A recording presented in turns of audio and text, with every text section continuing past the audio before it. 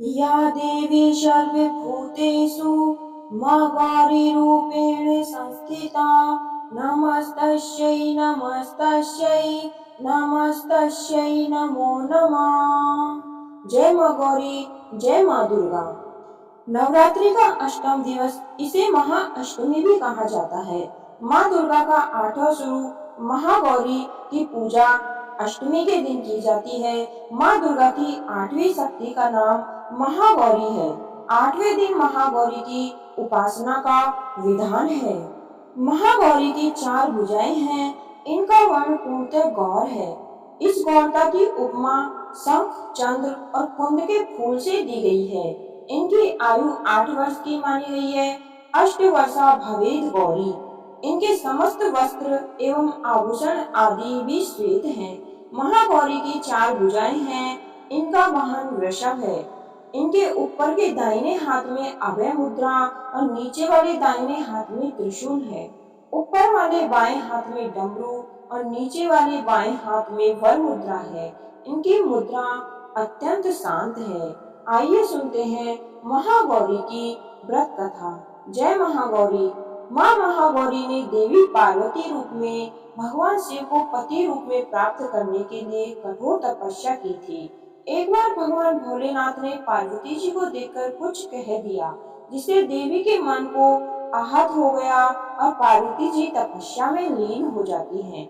इस प्रकार वर्षों तक कठोर तपस्या करने पर जब पार्वती नहीं आती हैं, तो पार्वती को खोजते हुए भगवान शिव उनके पास पहुंचते हैं।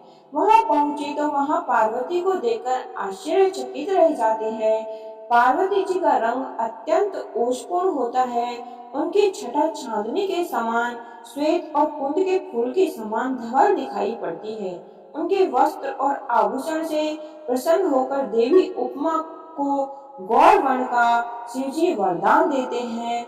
एक कथा के अनुसार भगवान शिव को पति रूप में पाने के लिए देवी ने कठोर तपस्या की थी, जिससे इनका शरीर काला पड़ जाता है। देवी की तपस्या से प्रसन्न होकर भगवान इन्हें स्वीकार करते हैं और शिवजी इनके शरीर को गंगा जल से धोते हैं। तब देवी विद्युत के समान अत्यंत कांतिमान गौर वर्ण की हो जाती है तथा तभी से इनका नाम गौरी पड़ा। महागौरी रूप में देवी करुणामयी, स्नेहमयी, शांत और मृदुल दिखती हैं। देवी के इस रूप की प्रार्थना करते हुए देव और ऋषिगण कहते हैं, सर्व मंगल मांगल्ये शिवे सर्वार्थ साधिके शरण्ये त्र्यंबके गौरी नारायणी नमस्तुते। महागौरी जी से संबंधित एक अन्य कथा भी प्रचलित है, जिसके अनुसार एक सिंह काफी भूखा था। वह भोजन की तलाश में वहां पहुंचा जहां देवी उमा तपस्या कर रही होती है। देवी को देखकर सिंह की भूख बढ़ गई, परंतु वह देवी की तपस्या से उठने का इंतजार करते हुए वहीं बैठ गया। इस इंतजार में वह काफी कमजोर हो गया। देवी जब तपस्या से उठी तो सिंह की दशा देखकर उन्हें उस पर बहुत दया आती और माँ उसे अपना सवारी बना लेती है, क्योंकि एक प्रकार से उसने भी तपस्या की थी। इसलिए देवी गौरी का वाहन बैल और सिंह दोनों ही है। माँ महागौरी का ध्यान, स्मरण, पूजा, आराधना भक्तों के लिए सर्वविध कल्याणकारी है। हमें सदैव इनका ध्यान करना चाहिए। इनकी कृपा से अलौकिक सिद्धियों की प्राप्ति होती है। मन को अनन्य भाव से एक निष्ठ कर मनुष्य को सदैव इनके ही पादार बिंदों का ध्यान करना चाहिए। महागौरी भक्तों का कष्ट अवश्य ही दूर करती है। इनकी उपासना से अंतरजनों के असंभव कार्य भी संभव हो जाते हैं। अतः इनके चरणों की शरण पाने के लिए हमें सर्वविध प्रयत्न करना चाहिए।